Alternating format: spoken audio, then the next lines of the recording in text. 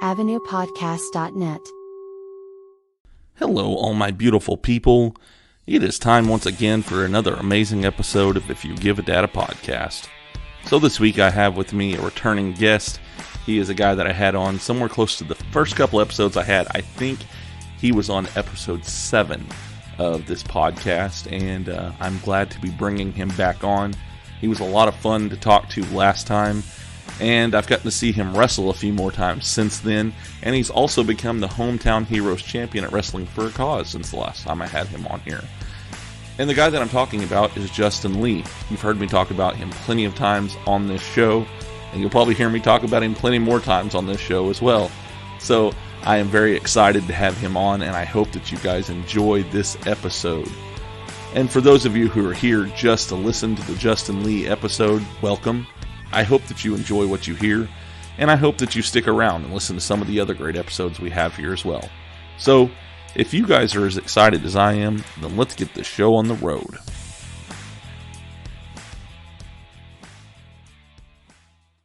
If You Give a Dad a Podcast. Hey, Dad. So where did you actually train at? I made a really good career out of being able to bump, sell, and I had a punch me face. I wasn't about to call you dad, so. Seriously? I felt like I was in an anime or something. People get really mad at those videos for some reason. Like it triggers certain people. Yeah. Wow. I was actually lost as an infant, and I was taken in by a traveling group of independent wrestlers. I love it. I'm excited for this one. Bro. You get punched in the face on the daily. Do you always do these interviews with your shirt off? What? Man, this guy won't shut up. All right, everybody. So I have a returning guest with me, and I have to say this is probably one of my favorite guests to have on. The first time I had him on, I was extremely nervous, and he put me at ease because of the stories he told, and he's just become one of my favorites. He's a favorite in my house.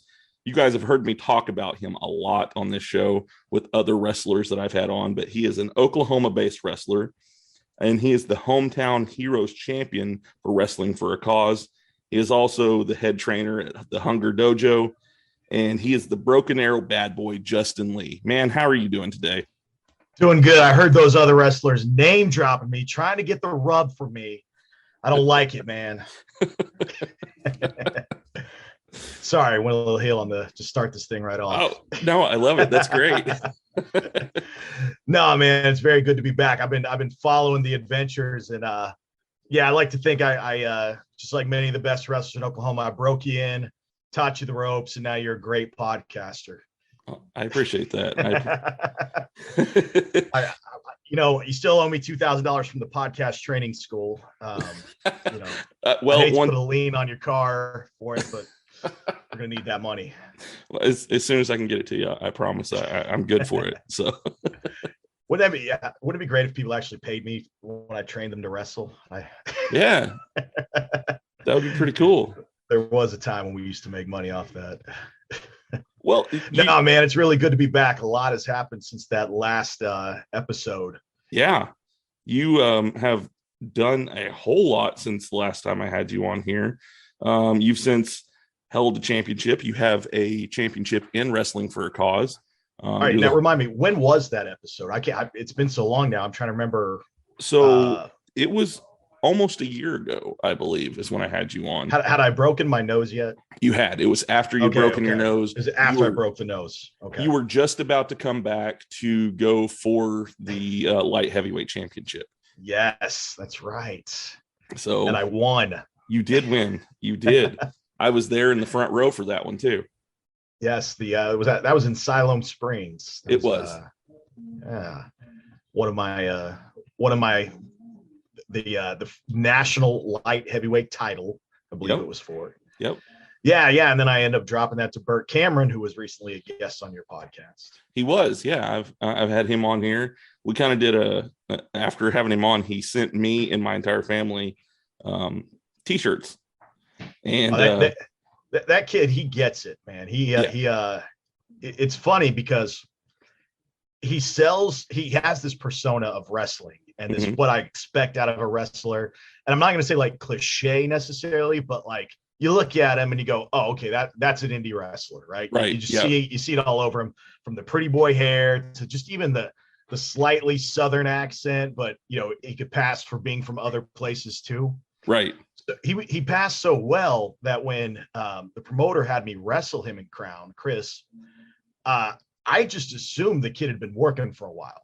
They told me he was green, but I was like, well, you're one of Craig's boys, so Craig probably trained you really well. So yeah, you probably have, And when I got in that ring, nah, man, he was green. I called backbreaker, and he had no idea what I was asking him to do. It was funny because I called it like twice, and after the second time, like, I don't think he knows what a backbreaker is. Oh no. Well, that's when I realized. I was like, oh, when he said, and he told me from the beginning, he goes, yeah, I've only had a handful, but when people tell you that, you kind of feel like, all right, well, but no, man, he was green. Right. But the great thing is, as green as he was a natural. And so, he would do something. We didn't give away the business. And, after a point, I realized what his strengths were. And so I'm like, all right, man, just do that. Just do that thing. Just do what you're doing now. Just walk and talk, tell the crowd about it. Yeah. And he got that. And we were able to build off that. And he was very easy to work with. Some guys, when they start getting, exposed, I guess, when you start calling stuff and they don't understand it, you see that frustration start to come out in the ring. Right. And the match quality quickly just starts nosediving. And that never happened to him. Yeah. That's what I mean when I say he's a natural is he just knew how to cover. He knew how to stay in character. He knew how to keep escalating the drama and the heel persona he was portraying. Yeah. And so it worked. We were able to go for a long time. I mean, I don't remember how long that match was, but I felt like it was every bit of good 12 to 15 minutes. Yeah. We built to it. And for a guy, like I said, who maybe only knew 5 wrestling moves, he listened well and he followed well. I was happy. And then, like I said, I've since even hung out with him. I from my shoot business, I was in Kansas City for a while, and he doesn't live too far from there. So he and his girl met me and my wife out there when we hung out one night, just had a night on town in Kansas City. It was a good time. That's cool. He's good people. I like Bert Cameron. He's a good man with morals. Yes. Yeah. I see what you did there. Yes. But no, I've kind of become friends with him a little bit since having him on the podcast and everything. And, we text back and forth and talk about things that are going on in wrestling and all that. And he's a really awesome guy, and just have a great time. Crazy about that belt, though. What? I don't know, like, who's actually in charge of that belt.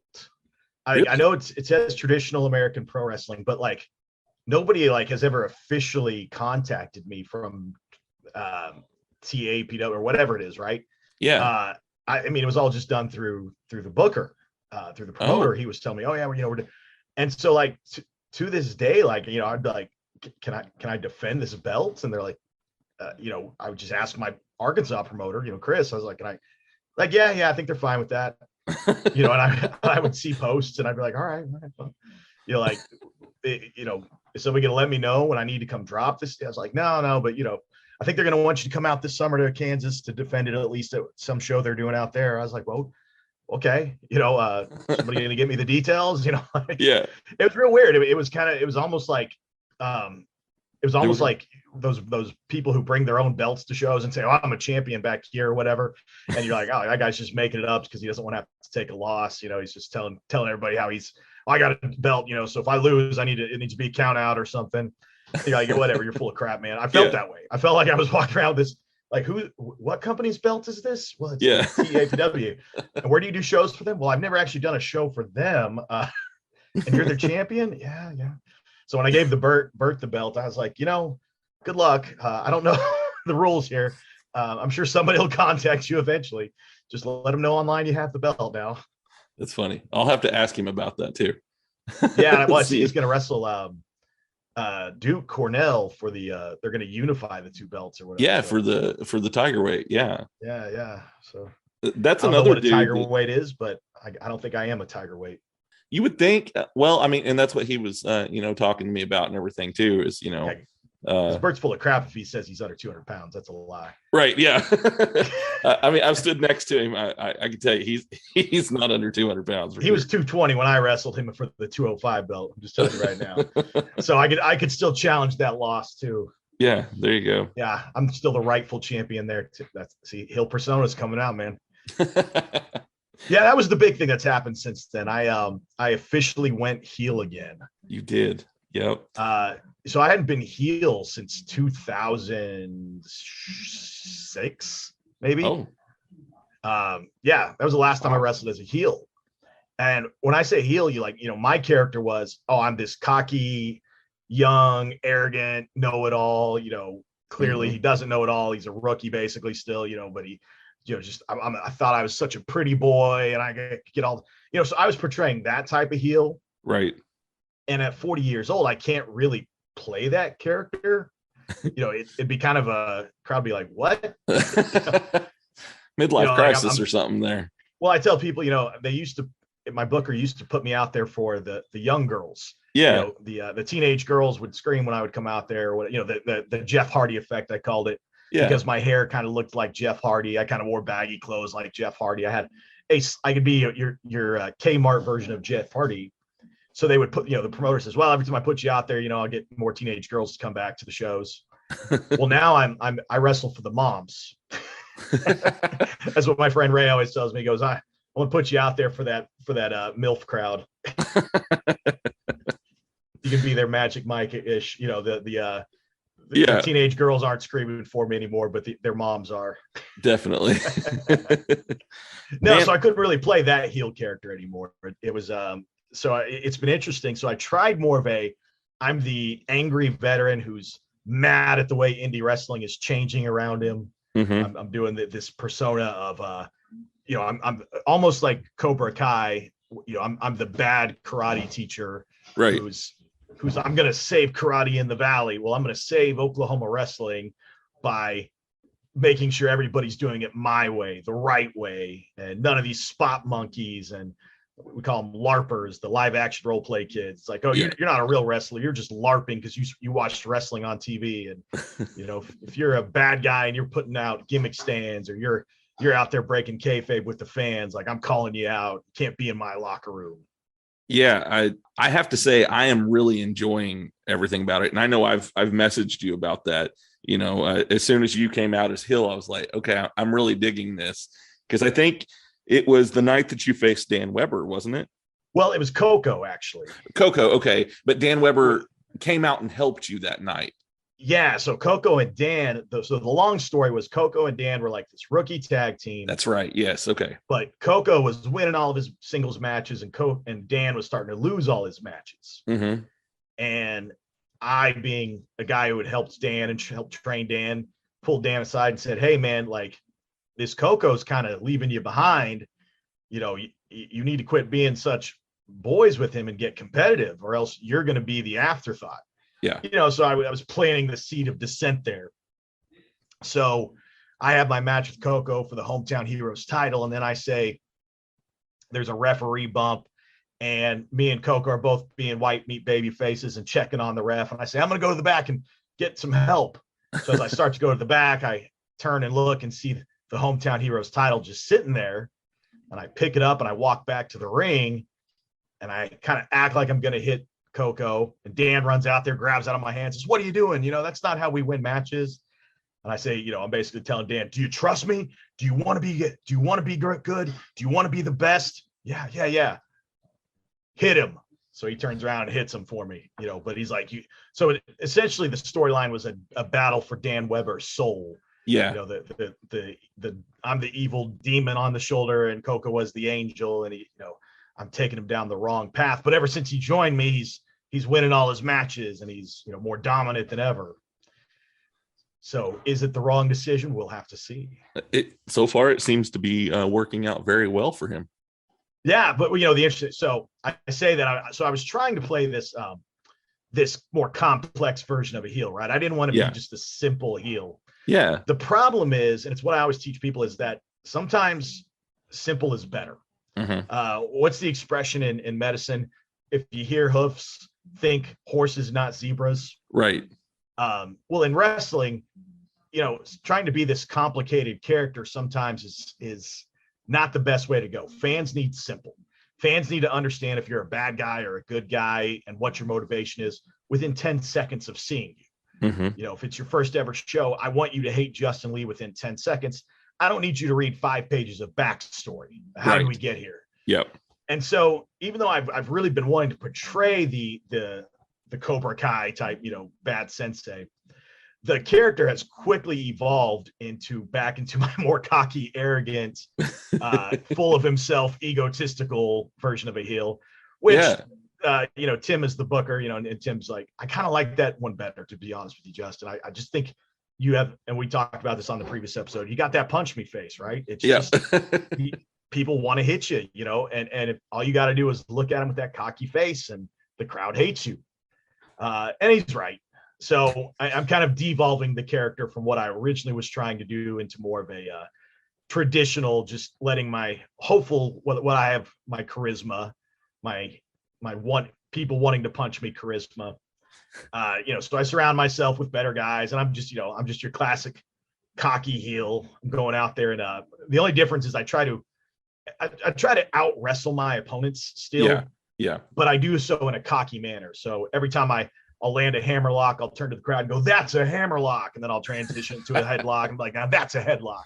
And then I'll do something fancy and convert it back into something, some hold they've never seen before. I'll go, "We call that a courting hold. You guys never seen that one, right?" And so I'll call out 10 holds and just be proud of my wrestling skills, but almost to a fault, to the point where then the guy will turn around and just punch me in the face and he'll say, "That's a right cross." It always makes for a good spot. Do you go through the arm bar and everything? Oh yeah. That's just it. I'm a good chain wrestler. So I was like, well, how can I be a good chain wrestler and a heel? So I was like, all right, this is how we'll do it. I'll be so good at it that I'm calling my shots. I'm giving the crowd a free lesson while I'm doing this. And that's how I explain is that, if you sign up to wrestle me, you owe me $25 for the wrestling lesson that I'm about to give you. I like that. The character that I'm portraying. It was funny. Last week I added I was wrestling Thrash. Mm-hmm. And great guy. So I love Thrash. Yeah. We can talk about him in a second, but he's come a long way. Yeah. But I did a thing where I would do that, and then I'd get him into an arm bar, and then he would just pick me up, scoop slam me, and just put me down hard. Yeah. And so when he would do that, I would run and grab the ref, and I'd take him over to the table, to the bell keeper's table, and say 2-point deduction. He grabbed tights. That's 2 point. Mark down the scorecards, as if we had judges who were judging. Yeah. No, it's just like I said, just little cocky elements like that. I love playing the, I find a way to win, but at the end of it, I'm all beat up and out of it. So like the last 2 matches, I had Alex put me through table, or Thrash and the Weatherman, beat me up at the end of the last match. Right. The guy from Channel 8, Weather. Bud Ford.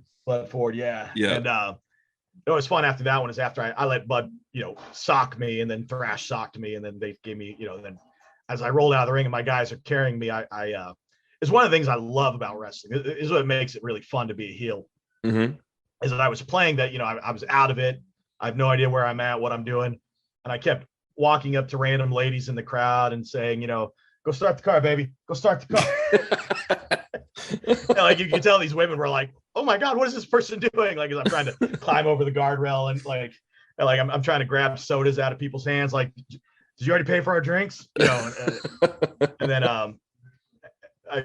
the last person I leaned over and I said, did you call my mom? Is she outside to pick me up from the skating rink? We're wrestling in an old skating rink. Yeah. So I flashed back to when I was 16, the last time I was in Skateland. But it was funny because one of the inside jokes about me is that my mom makes the best pasta salad. Really? Oh my gosh. My mom's pasta salad has become legendary amongst the wrestling circles. It got me over. People invite me to things because you can bring your mom's pasta salad. Okay, we're going to invite you.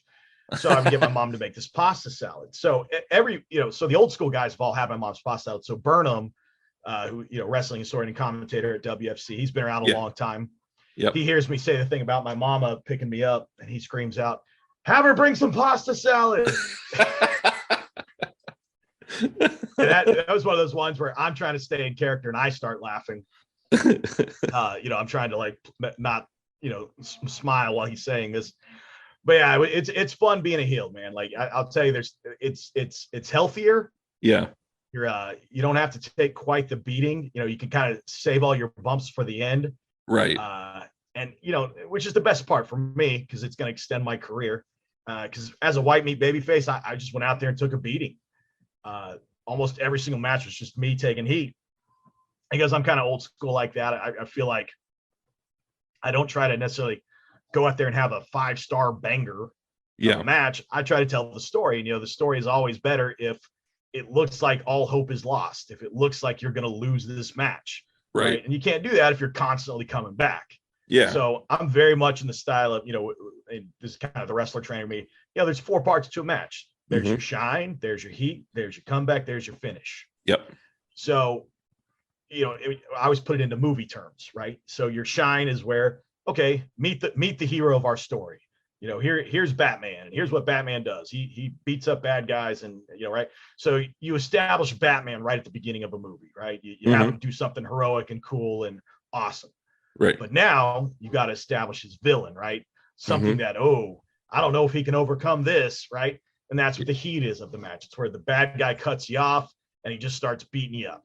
Yep. And the heat should constantly be coming at you, right? It should, because in other words, we don't want to see a movie where Batman is only wrestling, only fighting a low-level villain. Nobody wants to see that. Right. Right. How would you stick around for 90 minutes to watch Batman beat up, street thug mugger? No. No. We want to have some massive, iconic villain who's evil and maybe, somehow up to the task of maybe he's better than Batman. Maybe he's Bane. Maybe he can do everything Batman can do, or maybe he's Joker. Maybe he's so psychotic that the only way to beat him is to kill him, and Batman won't kill him. So what's Batman going to do? Right. Right. You have to create that drama by taking that beating, that beat down. And unfortunately, a lot of wrestlers don't do that anymore. That, they want their, we call it GMSI. I got to get my shit in. Right. So, yeah. And I'm very much the opposite. If you go watch my babyface matches, there were times I might have had 3 offensive moves, including the finish. Yeah. So, that heat is so important, because that's where you finally build up a crowd behind you, is when you're selling that heat, but you're never giving up. You're constantly trying to fight back. You're constantly getting back up to your feet just to get knocked back down. But you never lay down. You never stay down. You're always fighting back up, right? And that's where the crowd starts to kind of support you. They want to see that change. You build that suspense of, is this guy going to be able to do it? Is he going to? But if you're constantly coming back, I give the heel 2 moves, then I take 1, then I give him 2, and then I take, right? Then it's just back and forth. And I understand that's what, the 5-star, the banger match, whatever you want to call it, has a lot of back and forth to it. But me personally, and again, this is my personal take, that's not my style of match. I don't like that. I don't feel that tells a story, and I don't think that gets me behind your character. Right. It just makes me appreciate your athleticism. And again, if I'm a bad guy, I don't want you to appreciate anything about me. Right. I want you to hate my guts. Yep. And I learned that from, the great Bolo was a wrestler in OPW when I first started back in 2001. Bolo had been around wrestling the territory since the 70s. So he'd been through every variation of Oklahoma, and he, parts of Texas, parts of Arkansas, parts of Missouri, parts of Kansas. He's a big Indian guy. Okay. He always wore a mask. Had a big old belly, looked like Buddha, but he was in good shape, man. He could go. Yeah. But man, he put it this way: you took one-legged bear, and that was his shoot name. You took one-legged bear, and bear could rip you apart if this were a real fight. I'm just telling you right now, big Indian dude. Oh. But the lightest worker you'll ever meet. Just always took care of you. Always. But one thing about Bolo is Bolo was hated. It didn't matter if he went out there and lost this week, they were going to boo him just as hard next week. And that was because he constantly stayed in heel mode. He never tried to say, well, I want to look cool, right? Well, I want to look tough, right? I mean, not saying that he didn't look tough, but you know what I mean? It was that he wasn't chasing the 5-star banger. He was chasing I want these people to hate my guts by the time this match is over. And he always achieved that. And so that's kind of my heel mentality, is from the second I come out through that curtain, what can I do to make them hate me more? What can I do to make them hate me more? Never, what can I do to make them buy my t-shirt? Never, what can I do to get more fans, to come to my website? It's just, what can I do to make them hate more? And if you do that right, you have a long career. Yes. Right. Because if the promoter can trust that, look, whoever I put against this guy is going to get cheered. That's what they need. Yeah. You know, they don't, because at some point, like I said, you do the 5-star banger match. That's great. They might remember that the match was good, but that doesn't necessarily get you over. Yeah. Sorry, I kind of went off on a tangent there. No, that's totally fine. I love that. I had somebody tell me, I don't remember who it was, but the character that you were doing before, like you said, you simplified it to be, you know, just that cocky character. At first, it felt like it was a heel more towards the boys than it was to the fans. And I kind of liked the psychology behind that, because it was almost like people were like, wait a minute, what's going on? Because then on that side, you've got Alex Royal over here who's playing the baby face, you know, and people weren't really used to that happening at that time. So yeah, and that, you know, that was the great thing about that. I loved my series with Alex. But Alex is such a natural heel. Yeah. And so he is uncomfortable in that white meat baby face role. Right. And I'm not saying he didn't do a good job with it, but you can tell his strength is. And so I played that up into the story. Yeah. I said, Alex, like, you can't be their hero and do what you have to do to beat me, because you know I'll do whatever it takes. Right. But you have morals now. You have a line that you can't cross, or else they're going to boo you. Like, you can't be the hero and beat me. So you got to choose. Yeah. And ultimately, him trying to be the hero, I was able to win the feud, or ... you know, right. Or so we think. Yeah. But that was, but as far as me healing on the boys, there were a few things I drew from, and, you know, I don't have heat with it. I mean, I don't really care, you know, put it this way. There's something at the buffet for everybody, and wrestling is better if there's a buffet. Yeah. That being said, there are certain things people do that I think are detrimental to the business, but it's not like I can stop people from doing them. Right. So it is what it is. And I'm sure people have said that for years, right? Every generation of wrestler looks at the next generation of wrestler and says, you're not doing it right, you know? Yeah. So again, it's always going to evolve and change a little bit. Our matches look nothing like, you know, anything Lou Thez would have gone out there and wrestled. So it's not like, you know, who might have told Lou Thez he was doing it wrong, right? You know? Yeah. But there were certain things, like, for example, one of the things that drives me crazy is bad guys selling merch. And okay. They do. And I, you know, again, I was just always taught, no. Bad guys don't sell merch. So yeah, I give the guys a hard time, and I'll always, you know, voice my opinion on it in a fun way. Like I said, I'm not, right. They want to make their $10, their $50, whatever, off the merch table. I'm not going to stop them. You know, Jason Jones, whether he's a heel or a baby, he's going to go out there at that table, and I can't blame him. You know, he makes a ton of money off that table. For sure. He knows how to push merch. Yeah. But, you know, people always ask me, are you going to sell Justin Lee shirts? I'm like, you know, I'll put some on the website you can buy. Yeah. If you really want to be a bad guy. Yeah. But honestly, I would rather sell a shirt that's anti-Justin Lee and get you to buy that. You know, Justin Lee sucks. You know, that's a great idea.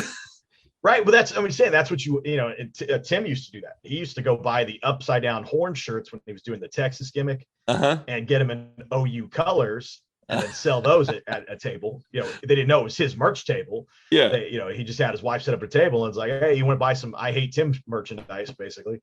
That's that cool. says Texas sucks on it, you know. And everybody would buy it. It was genius. Tim was smart that way. So I said, I'd rather you be buying my heel merch than my, you know, that you like me merch. You know, I get it. You know, modern day wrestling, there's a lot of people that are going to cheer for the heels. Right. I get it.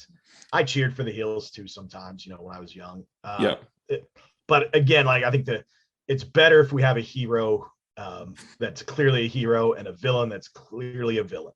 Yeah. The protagonist and the antagonist. It's what, I mean, you go back in time, you know, what is wrestling? Wrestling is storytelling, right? Well, every great story needs a protagonist, and he needs to evolve through the series of events that you're reading or through the movie that you're watching. He needs to start off one way, and then he needs to be taken down or beaten down by a set of circumstances, but then he finds the means to overcome those circumstances. And by the end of the story, he's a different person than he was at the beginning of the story. Right. And that's what wrestling should be. But like I said, if you're trying to play well, I'm a cool heel, or I'm a heel bad guy, or what, you know, whatever it is, or heel good guy, you know, it just, to me, it doesn't work, you know. So I'd rather you eat, sleep, breathe the gimmick. You know, bad guys don't sell merch, they don't shake hands, you know, and you know, so I'll have people that buy my merch to do. And so sometimes if they're going to do that, I want them to be as obnoxious as they can. I'm like, hey, if you're going to cheer for me, you better be obnoxious to the point where everybody hates you for cheering for me. And then I can work with you. Otherwise, I'll just walk right past you. I won't even look at you. I'll pretend you aren't there. So you can cheer me all you want, hold up all your Justin signs. I'm just going to keep walking by you. Now, if you're being obnoxious and getting the crowd to boo you and hate your guts, then okay, then I'll embrace that. Well, I still have my Justin Lee shirt that I got from you at the Solemn Spring show. I may still be a baby in Arkansas. I don't know. We'll have to see. You may be, yeah. If I ever make it back to Arkansas, if they don't want to use me as a heel. Well, hopefully something will happen soon to where we can get you back over here in Arkansas. We've got. Yeah, well, I'm sure. Tim's always running WFC in crazy out of the way places. So right. I'm sure we're going to get. We were supposed to run in Coffeyville. Okay. This actually would have been this week. Mm-hmm. But I guess the mayor of Coffeyville or something stepped in and stopped it from happening. Really? So yeah, there was some kind of story there. I don't know. Huh. But yeah, so there was these Coffeyville sucks or the Coffeyville mayor sucks things going around online. Stopped us from being able to do our play fighting. Wow, that surprises me actually, because you would think that it's a good cause. It's in the name, wrestling for a cause. So you would think that they would be more open to things like that. I don't know. Maybe the mayor's trying to build his heel persona. Maybe setting up the big match down the road. There you go. He can wrestle Bud Ford. Yes, yeah, no. See, wrestling Bud is fun. That's kind of one of those things that it was fun for me because it sort of evolved naturally. Yeah. With the Bud Ford. So if you guys probably don't know if you're listening to this. Bud Ford is a local weatherman in Tulsa who likes wrestling. Right. So he had heard about WFC and wrestling for a cause, and he had told Tim a while back, hey, why don't you come on here and promote your show? So Tim got a few minutes to promote the show, and they showed a few clips, and that was about it. Well, the guy said, well, why don't you come back to promote the show, bring a few of the guys with you? So next time, Tim asked me and one of the Johnnies from Toxic Masculinity to come up there, and I believe it was Johnny Lightning. Mm-hmm. Sometimes I get my Johnnies mixed up, but I think it was Johnny Lightning. It was. Yeah. Yes. Okay. Well, I say Lightning. I mean, I know who they are. I just sometimes I forget what their gimmick names are. Yeah. But anyway, so it's interesting because you think you're going there, you don't know if they're going to pre-tape it, and then air it later, or if you're going on the show live. Well, it turns out we were going live. Oh. And they didn't give us a whole lot of direction, and so I just knew, hey, be a heel, be a heel, be a heel. And so as soon as he called on me, I just went to full on heel mode, and I was just kind of putting him down and, bad mouthing, saying that I'm the reason people come out. I'm the reason wrestling for a cause makes money. The reason we can take care of these kids is because people will line up down the street to buy tickets to see me wrestle. It's like watching Michael Jordan in his prime, so I did that whole playing it up gimmick. And it was funny because my heart was racing before we started because it's a different environment. Yeah. You're not in a wrestling ring. You're in you're in a news studio. So these aren't wrestling fans around you. Nobody's really sure. Everybody there is acting very professional and talking in a very friendly voice. The guy, going on before you is showing off nice, beautiful artwork that's a display at a local museum. And then, there's a local singer who's standing over to the side, getting ready to, play his local songs. And everybody's just being all nice, and here I am, I'm wearing this bright gold, silver shirt, Elvis sunglasses, walking around with a title belt around my waist and talking, using my heel persona all over the place. I didn't fit in there. And you get a little nervous, like maybe I'm going too far with it. Maybe I'm doing too, but it turns out Bud loved it. He's like, oh my gosh, that was great. It was perfect. Like, let's get him back on here and we can do some more back and forth. So we did that. And then he came out to the show and hosted it. So it was great. But it's like I said, it's one of those things that sort of, Tim wanted me to be that version of Justin. That's the one, he kind of knew about 15, 20 years ago when I was healing, when we first started working together. Yeah. And so he liked that version of Justin. That's what he wanted me to be. In fact, he even said that to me. He goes, man, where's this Justin been? This is the heel I want to see. Like I said, again, it kind of came down to when he said that, I was like, you're right. Maybe I'm being a little too cerebral with my heel character. Yeah. These people, if I like the idea of I'm trying to save Oklahoma wrestling, but then people have to understand, well, what's he saving it from? What's wrong with it? And then you start explaining the intricacies of the business and how it's changed. And people aren't buying money for that. They want to see somebody that they can hate within 10 seconds, like I said. So, well, and it's great. Tim's put a belt on me, and I like having a belt. That seems like a very heavy belt, and from what I hear, oh my god, it's the heaviest belt ever. It really, really is. Like I've never felt a belt this heavy. Really? Yeah. I mean, it's almost uncomfortable to wear. Like when I have to wear it out to the ring, like you can, like after a while, you're like, all right, ready to take this thing off. It's like wearing weights around your ankles or something. You're just like, this is gonna be a lot lighter when I can finally take this off. Yeah. No, it's a beautiful belt. I like the HGH. It's different looking. People all, it makes people think. It's actually got a pretty good little history too. Just the matches that have been had for it. Mm-hmm. It's to the point where it's actually considered the same as the heavyweight title, as far as it's not considered a secondary title in WWE. Okay. It's considered, on par with the heavyweight title, at times better than the heavyweight title, even just because of who's held the belt and what kind of matches they've had for the belt and how the belt's been elevated over the years. Yeah. Some very, very important matches, and some of the best matches have happened or the best storylines, I should say, have happened for that belt. Yeah. So like I said, it's kind of like an elevated title. It's cool. I sort of accidentally ended up undefeated in WFC. 20-0, right? 20-0, yeah. I mean, I lost some tag matches and stuff, but we're talking singles matches. 20-0. Right. Those weren't your fault, the tag matches. No. Yeah, right. But it's funny just because I kind of told Tim one day, I was like, because actually I think it was back in August, it might have been October. Anyway, I was supposed to wrestle Tim, and Tim's like, I'll have him run in, will be a DQ. I go, well, if I lose by DQ, then that's my first loss in WFC. And he goes, what do you mean? I go, I'm 16-0. And he goes, really? I was like, and I'm fine taking the loss. I mean, I'll lose to you any day, Tim, but you sure you don't want to save this 16-0 undefeated streak for, make it mean something? Yeah. And so we're like, all right, we'll do a no finish. So that way it turns into a tag match or whatever. So it was a no contest. So we could keep the undefeated streak. So we could use that to, for the guy who finally shuts me up, ends the streak. Yeah. Sort of Goldberg-esque without the baby face. Well, I mean, it's really cool to see, because that's been going on since 2020 when 2020 is when you came back, wasn't it? Right. In WFC. Yeah. So first match was in 2020. Yeah. Wow. So 20-0 for that. 2021, 22, 23. Yeah. Yeah. It's wild. I was going through the list of all the names that you've actually faced since you've been back and everything. And that's a pretty impressive list. I've actually had quite a few of them, here on the podcast too. So, yeah. The only bad thing about that is you go back down that list. Now I owe those guys one. So I'm going to have to wrestle for another 5 years to give everybody back their wins. So I told everyone, I was like, can we just do a gauntlet match and get it all over with in one night? I'll just lay down. I owe you a win. I owe you a win. I owe you a win. I was like, I don't know if my body can hold up for another 5 years of doing this, guys. You got this. You can do it, man. I have faith in you. Well, it's funny. I'm as you get older, things, I think Undertaker put it best. He goes, it doesn't, you work twice as hard for half the results sometimes. Yeah. That being said, I'm not old. I'm 40. No, right. It's not old, but it is getting older, and I do have to be more careful. Like when I do my training class, I don't demonstrate as often as I used to.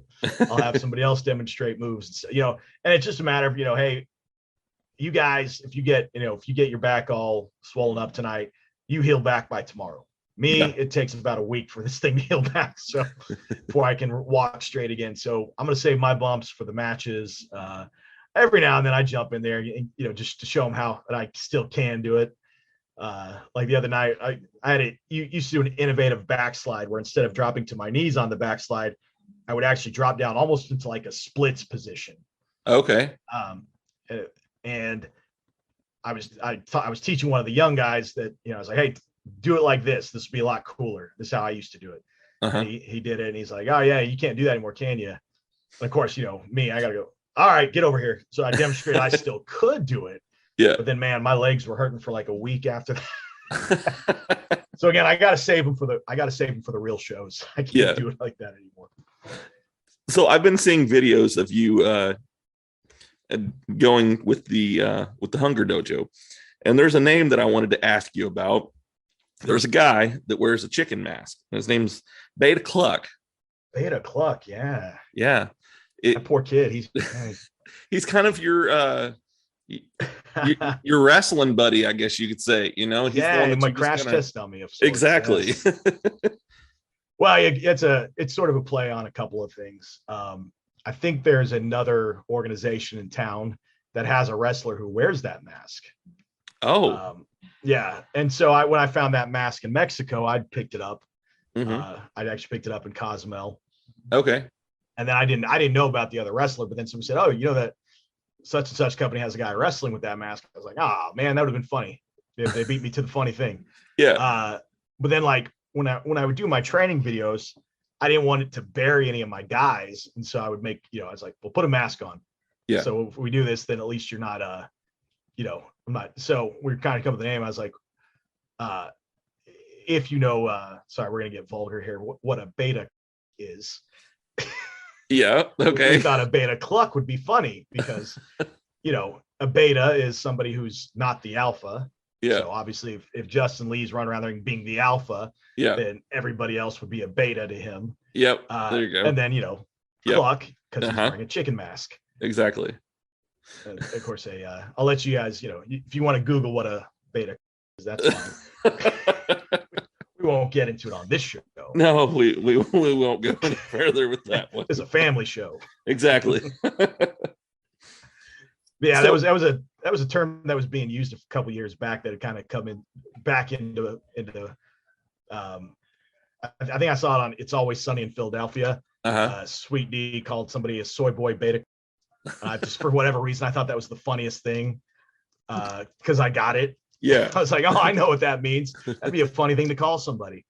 Man, that was such a good show too. I love Always Sunny in Philadelphia. Yeah. She actually did another show, and she wasn't Sweet D on there, but it was called the Mick. Did you ever watch the Mick?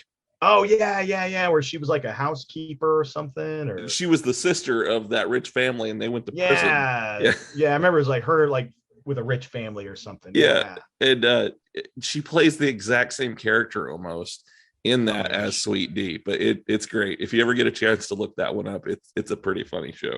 Well, the guy who plays Dennis is just the best. Oh yeah. Dennis Reynolds is the greatest heel character ever.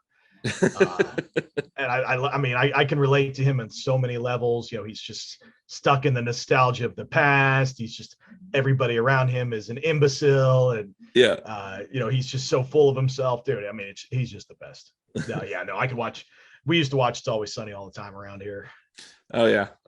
Every once in a while, the wife and I will bust that out. We'll be like, oh, we don't have anything to watch right now, so we'll watch something that we have watched many times before. I think right now though we're doing Reno 911 all over again. Yeah, I was into the original Reno 911. I was really into. Yeah. That movie, the first movie was pretty funny. Yes. Then that last movie they did was terrible. I actually didn't watch the last one because I heard such bad things about it. So like it was basically very political without being funny political. Oh no. And it was kind of like, who is this for? Do you guys know? Like who, like this isn't funny. No. It was too bad, unfortunately. But yeah, no, I used to, you sound like you came from the same era of TV watching as me. That was always on in my house. And, I'm going back and rewatching is House. That's such a great show. Oh, it's so good. I watched them all, back in the day before you could, go back and watch shows whenever you wanted to. I used to stay home and watch that show. Yeah. I'd make that always one of my, I can't miss House.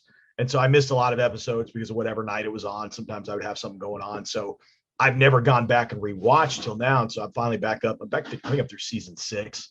If you guys never watched House, it's such a good show. It's basically Sherlock Holmes. Yes. The character is Sherlock Holmes. I was just about to bring that up. For a doctor. Yes. In fact, they have little nods like, yep. Instead of his assistant being Watson or Wilson or Watson. Holmes's was Watson. Yep. And his is Wilson. Yep. Like even his address on the show was like a take on the Sherlock Holmes address. Yeah. And they'll always throw like subtle little nods to Sherlock Holmes in there so that you get like, this is Sherlock Holmes only with medicine. Right. Like Well, everything and- down to his drug addiction and everything else. Yeah, I was just about to say that, it even went as far as that because the original story was that he was a drug addict, and so when they had House bring that in, and I remember whenever I found that little nugget that they had done that, and it was whenever I saw his street address or on his apartment, I was like, wait a minute. Yeah, I was like, I know that from somewhere, and I looked it up and I was like, that's Sherlock Holmes. Oh my God, he is Sherlock Holmes. What was the name? What was the street? It was oh my gosh, B. Baker. I know that Baker Street. Yes. And the reason I know that is because there was a bar here in Tulsa for years called Baker Street Pub, and it was basically a Sherlock Holmes kind of themed bar. Yeah. Like for example, the bathroom was hidden behind a secret bookcase. Okay. You'd have to push this bookcase in, and it was funny. Anyway, but yeah, there was a sort of English pub, set up to be like Sherlock Holmes. Okay. It was a great bar. 221 B. Baker. Yeah. Yeah. So I like going back and watching some of that classic stuff. That's me though. Like when I get a chance to watch wrestling, I don't watch current wrestling. I go back and I watch wrestling from that, 90s, 2000s, 80s even. Yeah. I don't know why, man. I'm just stuck in my time, I guess. I'm kind of the same way. I went back and I know it was probably the worst time to watch WCW, but I've went back and started watching the last few episodes. Like these were the last ones that they had. 2000s. Yes. And I don't know why, but it just to kind of see where things were starting to go sour and everything, and seeing the storylines that they had going on and things like that. And it's interesting to go back and watch that stuff. You know what's so crazy though? I often I fantasy book that in my head sometimes. I was like, I think they could have easily saved this company. Yeah. They just couldn't get out of their way. Right. Because like if you look at some of the talent they had, I mean, you talk about, the filthy animals and just, all those guys, Rey Mysterio and, all these guys who were stars, right? They easily could have built that company around, but they just couldn't. And I think it was that Vince Russo booking. It was like, it was just too chaotic. It was too hard to follow, too hard. Nobody was being built up. Everything was just like, we got to blow our load right now. We can't build anything up. We got to do it right now. Right. And I think, ultimately, then why buy a pay-per-view if you don't care about the matches? Right. So, yeah. Well, I heard something, and it was just a little section of something that Vince Russo had said, and it was talking about whenever he had David Arquette win the heavyweight championship. And his argument for the reason why he did it is that's the only time that they were front page for New York Times. And there's a certain logic to that. I mean, but you do sacrifice something else with that too. Right. It's kind of Snoop Dogg the other night on WrestleMania pinned a former, two-time Triple Crown or whatever Miz champion with a one punch and one elbow. Right. Like how did that help the company? Right. Other than that was on that the clip. Right. I mean, that was on the fly, because of what happened with Shane, so right. Him being able to make an audible like that, that was pretty impressive. It was interesting. Yeah. And I saw the video. I guess the cameraman told him to do it. Yeah. That was the wild part. Yeah. No, it's funny. I heard everyone got really kind of, I've been fascinated by the Vince McMahon stuff, man. Like, yeah, I think what he did, I called it from a mile away. The second he said he was retired, I told everybody who kept posting these "thank you Vince" posts, and it was time for him to go and blah blah blah. And, I was like, you guys are idiots if you think he's gone. I'm telling you. I was like, we went through this 3 times. Like Pat Patterson has been retired and then back working there within less than 6 months 100 times. It happens all the time. Every time there's a scandal, so and so is going to retire. They never actually leave the payroll, and then they're back. I was like, if you look at it, he had all the majority voting control he needed to reinstate himself. In other words, all he had to do was say, "I think Vince McMahon should be reinstated." All those in favor, me. That's all you need. I control 51% of the book of the vote. Right. So if everybody else voted against him, he still wins. So that's all he had to do. I was like, this guy is poised for a hostile takeover anytime he wanted to. Right. Like, do you think that guy can really stay away? You think No. he can really stay away? No. And of course he did. And then on top of that, him getting the guy that bought it from, I thought he was going to be the Saudis, honestly. I did too.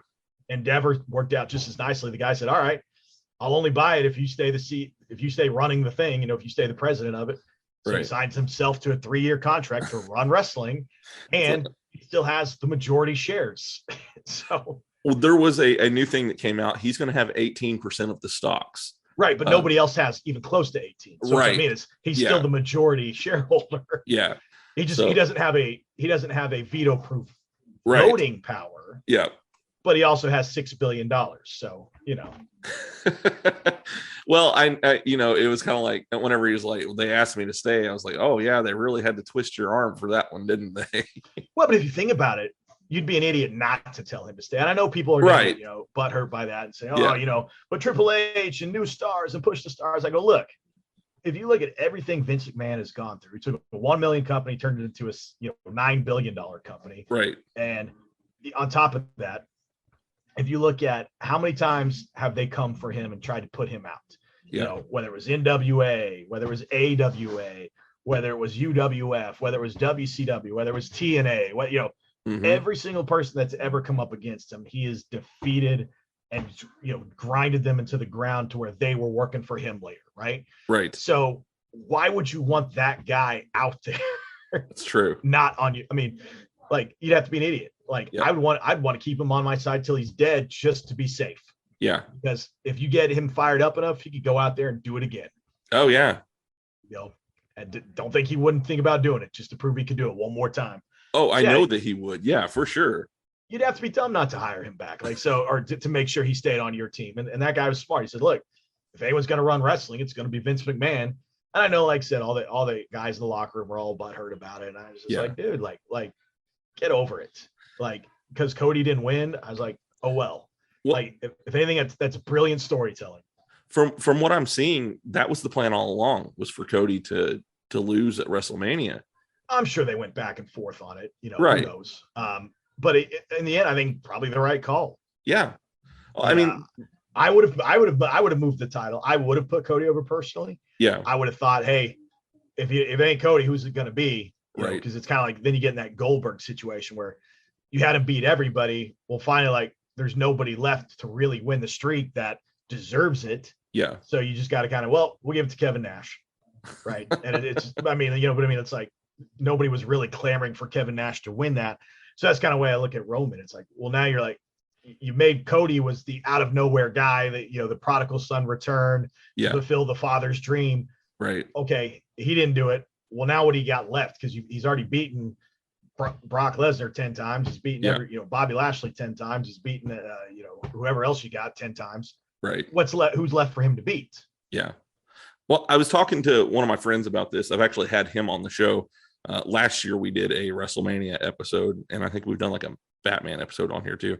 And so you should have me on for the Batman episode. Oh, hey, we can definitely talk about some Batman. Well, I know you've got like the tights and everything for it too. Oh shoot, it's a good thing we're not on camera right now. If you looked behind me, you would see my vintage collection of Kenner of Toy Biz 1989 original Batman movie memorabilia.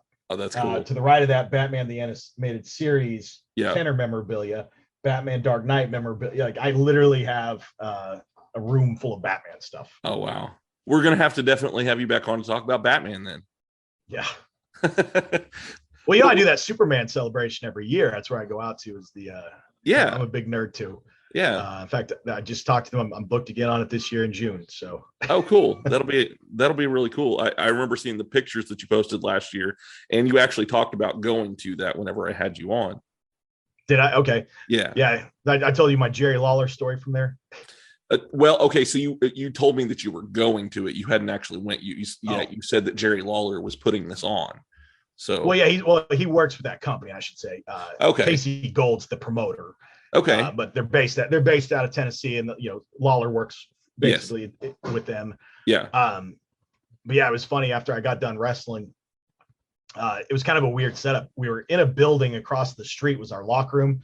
So we had to walk across the street to get to like this parking lot where the wrestling match is. It's in this like fenced off parking lot in the middle of the festival. So don't get me wrong, it's not like we're out in the middle of nowhere. Like there's people walking up down the street. There's festival stuff going on. It's kind of like being at a fair or something, right?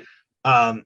But we have to walk across like a street from this gym to where the ring is. Okay. So as I'm walking back after winning my match, kids are running up, going high-fiving, slap me on the back. And I hear somebody grab me, kind of tap me on the shoulder, go, "That looks fake." And I was like, all right, who's the knucklehead here? So I turned around, I was about to like, it's kind of like, come on, man. Yeah. And it's freaking Jerry Lawler giving me a wink. And he wasn't even taking part in the wrestling that night. He was out there for doing an autograph signing, just happened to be walking back to his car. Yeah. And just, I guess he caught a few seconds of the match and like, but I was like, that's one of those cool stories. That's cool. Like, you're getting ready to give somebody the business, like, hey man, come on, Yeah. And then it's him. You're like, okay, I get it. It's funny how many people I have on here who have Jerry Lawler stories. I actually had Ivan Warsaw. He came on. He came to my garage and recorded with me, and we kind of decided that was our. Whenever we're recording, that would be our favorite wrestler because we're both from the same area as him. We're both from the Memphis area, so. Yeah. I'll tell you, back in 2013, probably, I was at least it's probably before that. It's probably 2011, I bet. Okay. I'd gone to Memphis with a bunch of other wrestlers, buddies of mine, Brandon and Max and a few other guys, and our girlfriends. We took them all down. So we were going to just hang out on Bill Street for the night. It was just kind of one of those cheap vacations because you can drive there, you can find a $40 motel in the hood. Right. Everybody chips in $10 and you just go walk up down Bill Street and drink a little. Right. And so that's what we did. And literally as we're walking down the street in Bill Street on a Friday night, it's packed. Who would you see standing there but Jerry Lawler? And he's hitting on some 20-year-old girl. That's Jerry Lawler, man. Right. But like think about it. It's like you go to the town where the guy's from. Yeah. As a tourist, and within an hour of being there, you see the guy out on the street. It's crazy, right? And so we're like, okay, we couldn't help but mark out. So we walked and go, hey man, it's Jerry Lawler. Like, oh, this dude's awesome. Well, you would normally think Jerry'd be like, oh, these marks, get away from me. But you could tell the girl had no idea who he was. And when we started walking up and putting him over, suddenly she started realizing, oh, this is somebody famous. So Jerry leaned into it a little bit, oh, hey guys, what's up? Yeah, you guys want to get a picture? So because as we were doing that, the girl started getting stars in her eyes going, oh, he really is famous, whatever he was telling me, right? Okay. Yeah. And so like as we're walking off, we could tell we did him a favor and he's smiling like, cause all right, I'll see you guys, Yeah. Of course, now in that same spot, now he actually has Jerry Lawler's bar or Jerry Lawler's restaurant there on Memphis. Okay. His barbecue place that he has there. Yeah. That's really cool. Before he had that place. Yeah. So now he just has to point to the place. Go, that's me. But back then, yeah, a little help getting over. So I've just got a few more things that I wanted to talk about before I get you fire off away. Yeah. Let's talk some trash on people. Let's get the controversy going. Well, I don't have very much controversy on here. There was one person that I did want to bring up that you said we could talk about here in a minute, and that's Thrash. Yeah. Thrash, yes. Love Thrash. He's a great guy. I've talked to him on here. We talked about metal right around Christmas time. Found out he's not a big Christmas person, but that's okay. And I always really like talking to him because he's good to talk about music with. He's one of those guys that's got a good attitude. Yes. He when I first met him, I wrestled, he was like the third guy maybe I wrestled when I came back to wrestling in 2020. I wrestled him at a WAH show. Okay. And when I wrestled him, he was very green. And not, and I was still coming back, so I was a little rusty myself. But there were a couple spots in the match where, you could just tell things didn't go right. And when I went to go for the dive, he didn't really catch me very well. Oh, just kind of the story of my wrestling career. And not saying it was a bad match; it was a fine match, but you just tell the green was there. Yeah. And then I wrestled him about 6 months later, no, probably about a year later, in Arkansas, actually. Okay. And I shouldn't say this, but I'm pretty sure I had COVID when I wrestled. And I just told him straight up, I'm like, hey man, like I called him. I said, hey, look, I probably shouldn't show up. Like, have you had it yet? And he's like, this is back, when everybody was still kind of wearing masks everywhere and stuff. And he's like, right. And I was like, look, I know I can keep my distance from everybody backstage, but like, if you and I are in the ring together, like I'm going to be breathing on you. So yeah, he's like, nah, I've already had it, man. You're good. So I wrestled him with COVID. Oh, wow. We had a great match. I'm assuming COVID. I don't know. Who knows? Right. COVID-like symptoms and around the time of COVID. Everything was COVID at that point. Yeah. Yeah. And the match was better than our first match for sure. Crowd loved it. Good reactions, great reactions, to be honest with you. Yeah. And I was just like, man, Thrash, you've come a long way. Well, then I wrestled him last week. Uh-huh. And dude's even better now. Like, and so just that short amount of time, that 3-year period, like that dude is just, he's great, man. Yeah. I like working him, and he's still learning, and he's got a good attitude. He's still getting better. And so he's one of those guys who's got a very, very high ceiling potential. Who knows how good he could be. In fact, he hit me up last week, said after our match, said, hey man, I'd like to come out there and start training with you a little bit. Maybe you can make me even better. And I was like, yeah, man, I'd love to have you out here. That's cool. So I think he's going to start training with us a little bit. Well, that'll be awesome. Yeah. He's one that he hasn't held gold in Wrestling for a Cause yet, has he? Sort of did. I think he had he won the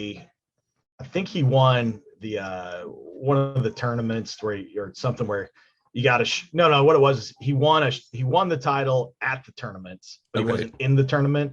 Okay. But then the winner of the tournament could call for a title shot. Uh-huh. So right after he won, the guy that won the tournament called for the title shot. So he won it and lost it on the same show. Oh no. So it was the shortest HTH title reign of all time. Okay.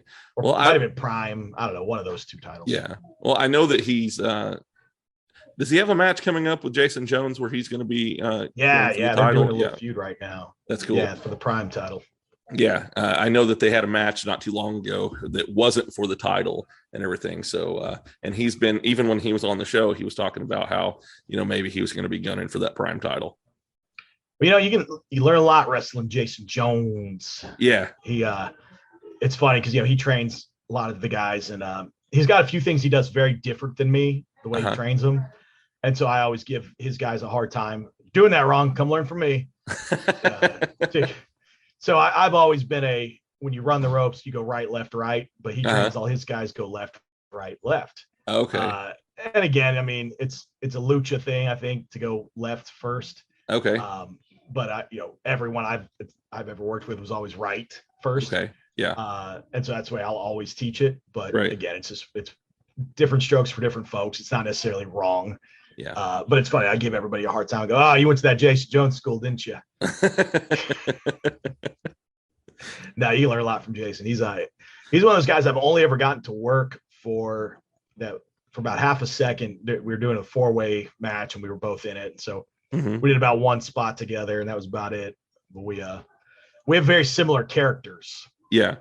The old school heel, cocky, surrounds himself with a bunch of younger guys to keep himself, keep the title on his waist kind of thing. Yeah. He's a good guy. Oh yeah. I like Jason a lot. I've talked to him a few times and he's got a good mind for the business. And so I like hearing what he has to say. It's just a natural born promoter too. I mean, he's that guy could draw money for anything, man. That's what, in fact, that was one of the reasons we ran that show for WFC. We ran it on WrestleMania weekend. Yes. And normally you wouldn't do that because obviously you don't want to run on a big night. And Jason Jones goes, nah, man, I run against WrestleMania all the time. And I'll drop sold out 300 shows. Oh, wow. So, really? We go, all right. So we did. And sure enough, we had about 150 paid, I think was the final count there. So, oh, wow. Well, I've been noticing that both Mid-States and Wrestling for a Cause, the crowds have been seeming to grow a lot here lately. Yeah, you can always equate that with how popular wrestling is as a whole. Yeah. When WWE and AEW are doing well, and have a lot of, scuttlebutt on the internet. Yeah. That trickles down to indie wrestling. Right. The times wrestling dies up is, one of the worst times in wrestling was when WCW and ECW went out of business, and you just had WWE, and storylines weren't that great. That sort of that early post-attitude era, that whatever you want to call that next era of wrestling that was going on. The ruthless aggression or whatever you want to call it.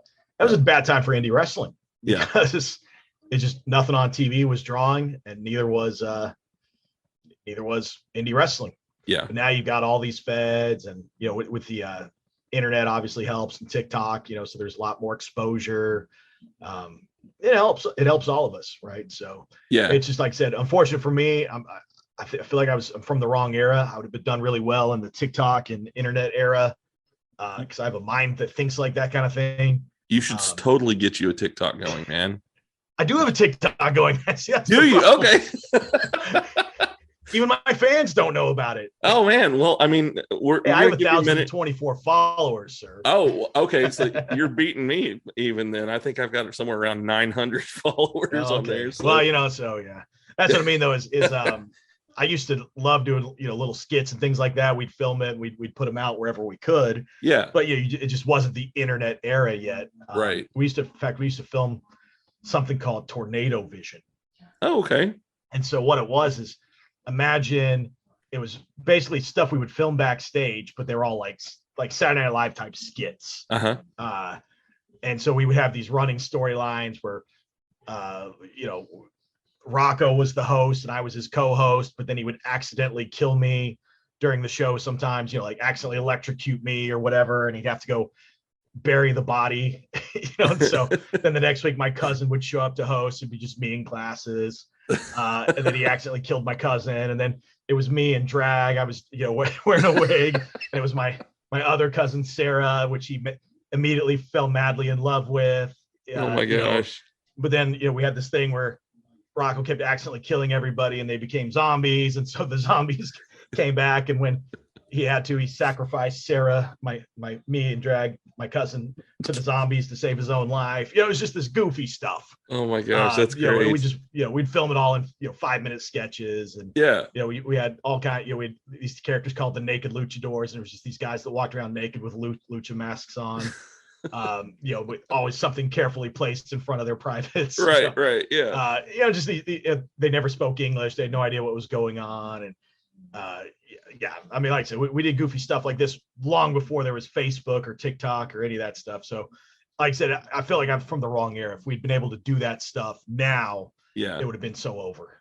Man, that would have been great to see for sure.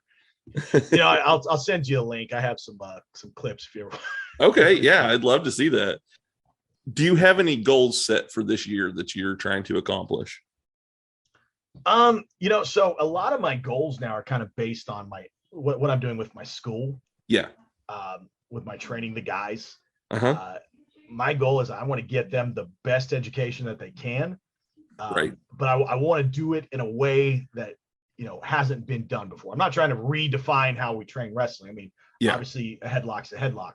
Right. But what I'm trying to do is build a much, much more positive culture around wrestling training. A very, you're going to come here and work hard, but I almost do it like a football team.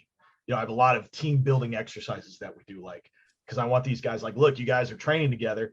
You're going to be wrestling the next 10 years, 15 years in the state. These are the guys you're going to be wrestling. These are your boys. These are your family. These are the times that you're going to remember. When you look back and you're my age, it's going to be the times you had with these guys after the show that, these are going to be the things you're going to miss. So I'm trying to build that mentality, and it's fun because it's working. I watch these guys cheer each other on sometimes. I'll watch them build each other up and talk each other up. And it's something that wasn't there when I trained. It was very much cutthroat. It was very much like you kind of wanted the other guy to fail because now that's your spot. And so I'm doing it differently. So my goal is I want to get as many guys with my stamp of approval that I trained out there. And we're already getting there, because if I go look at all the posters in Oklahoma right now, I guarantee on every single poster, just about one of my guys is on there. One of the guys that I've trained in the last 3 years is on there. Oh, wow. Cards are filled with them. And, even Mid-South, or Mid-States, Yeah. their rosters has guys on it that I trained that are from my wrestling school. Yeah. And I'm not saying all their training is 100% me. I tell my guys, hey, go learn from everybody, man. Right. There's somebody's doing a seminar, go learn from there. Mm-hmm. You get a chance to sit on another wrestling school, go sit in on another wrestling school, see what's different, see what they're doing. Maybe you can come teach me something, show me, maybe they got a really cool drill that I should be doing here that I don't know about. So come teach me. Yeah. So a lot of my goals are kind of based on leaving that legacy behind, training as many guys the right way, instilling the history of the business, the why old school works, why, don't forget this is storytelling, not athleticism. It's about moments, not moves. Don't chase the banger, chase being over. Yeah. Those concepts I'm really instilling in these guys. And they take it pretty seriously. When we're in class, it's fun, but it's also serious, Yeah. and they're learning. So that's one of my big goals. Okay. As far as any other goals go, I don't necessarily have anything set in place other than I love Tim as a promoter, and everything, Tim's always got something up his sleeve. Right. He's always got something cool on the horizon. So, he always comes up with something new for me to do that I love. So I have no doubt that he's going to come up with a bunch of stuff over the next year or two that just like me being on the morning show and doing stuff like that. I know I can't say what's going to happen at his big Extravaslams in August, but if things stick the way they're looking right now, I'll be wrestling a fairly big name. All right. Yeah. I've seen some of the names that are on, supposed to be there. So All right. If things stick the way they are, I should be wrestling one of the bigger names. Okay. And so, those are good goals. For me, a lot of times I look at opportunities that come my way and I say, do I need this opportunity or should I give this opportunity to somebody else? Yeah. In that, what's it going to do for me versus what could it do for Dan Weber or what could it do for Cappuccino Jones or what, Right. So maybe I should, push that, like this year for the Cinco de Mayo festival. Yeah. Ray always promotes a big Cinco de Mayo festival, and you get to wrestle in front of thousands of people in some cases. You get that Saturday night, Friday night Cinco de Mayo festival in Tulsa downtown. If it's good weather, streets are packed. Yeah. And it's always fun to wrestle in front of large crowds. But at this point in my life, I sometimes say, would it be the right move to give that spot to somebody else if I'm offered it? Yeah. To give that to somebody else. And usually it probably is. Doesn't mean I don't still like doing it. And if they need me to, I'm certainly willing to step in and take a spot. But yeah, my goals are kind of more just about, I'd like to find things to do. Let's put it that way. I enjoy exploring this narcissist heel that I'm doing. I like walking that line of like being hated, but being kind of funny at the same time. Yeah. Being entertaining. Let's put it that way. There you go. And again, like I said, it's just, I want to leave a good mark on the business. As far as titles go, it is what it is. I'm not a titles guy. Yeah. It doesn't mean I don't like having a title. Right. But I learned real quick that I'm just as over without a title as I am with a title. A title is just a MacGuffin. You've heard that term? Yes. It's the MacGuffin is the concept of okay, you're writing an Avengers movie and the bad guy is trying to get something and the good guys are trying to stop him from getting something. What is that something? Right. That's the MacGuffin. So, in the last Avengers movie, it was the Infinity Gauntlet, right? Or in the Indiana Jones movie, it's the Ark of the Covenants or what, right? So a wrestling, it's just a plot device, right? Yep. And if your character is popular or over or whatever, you don't really need the extra plot device. You just are who you are. Yep. And sometimes, I kind of look at it that way. Like, I'm not saying that from a point of ego or anything like that, but I can work with a belt or I can work without a belt. It's just fun to have one sometimes because it gives you a guaranteed spot on the card if you have the title belt, right? A guaranteed opportunity to be on the stage. And sometimes, if you don't have a title and you don't have a big story going, then maybe they don't have anything for you this week, right? Yeah. So you always want to be in the situation where they got a story for you, and that's what the title belt allows me. But yeah, as far as would I like to be the heavyweight champion? Sure. But Hometown Heroes title, like I said, is basically on the same level as the heavyweight title, so I don't have to have that. Yeah. One of my big things is I know at some point I want to start wrestling more of my students. I Okay. want to kind of give them all their first rub, their first, the first big matches out there. I'd like to be part of it, so that way they can always look back and say, I got to wrestle my coach. Because I remember how big it was for me the first time I got to wrestle Rocco, one of the ones who trained me, or even Brent Albright, who trained me. Those matches, I remembered them. They felt, because I wanted to impress my coach. Yeah. I wanted to impress the guy that taught me everything. I wanted to make him proud of me. So Right. I want to be able to do that for other guys too. Yeah. Man, I'm coming off like such a baby face in this promo. God. Yeah, Come on, give me to talk trash on somebody. I hate Tim Rockwell. He's a jerk. Let me tell you how ugly Burt Cameron is. Next time you got Red on this show, you tell him I'm going to shut him up. Well, Who else? Burt, Give me somebody else to talk trash on. Burt actually said, he's the reason why you turned heel. Yes, So, that's true. Yeah. He did babyface so much better than me. I had to go heel on him. Little jerk. I'm gonna beat him up. There you go. I turned baby, or I was a baby that night because I saved him from beating up his own girlfriend. I know. Yeah. So I actually did not know they were dating till after that. So I had little hints of it and stuff because I've had her on the show too. And so, they had the whole thing of the storyline they did there. They would just say little things whenever I would talk to either one of them. And I was like, okay. And then they actually had something on Facebook the other day, I think, where they actually were talking about, how they were a couple. And I was like, oh, I was right. I knew there was something there. Well, I got a sense of it when I was backstage, but they were very friendly. But I was like, well, they could just be training partners, right? Because they both went to Craig's school. Yeah. So I didn't know that they were actually, they were kayfabing me. They were working. Yeah. Yeah. Yes. Yeah. That they were trying to get that title from you, dude. Let me tell you how stinky Burt Cameron is. Their plan smells worked. lovely. Yeah. Out of all the wrestlers, Burt Cameron smells the least. Well, and that's a big thing. I've been seeing a lot on Facebook the last few weeks. People talking about, if you're going to be wrestling, you need to shower, you need to wash your gear, and you need to make sure that you're wearing deodorant. I teach all my students, in your gear bag, things that have to be in your gear bag. Yeah. Fresh change of socks. Yep. Dryer sheet helps for the smell inside that bag. Okay. Get any moisture in there. But pack a toiletry bag that's got a bar of deodorant, a little bit of Axe body spray, a little bit of mouthwash in there, some extra gum, and fingernail clippers. Oh, yeah. Oh, my God.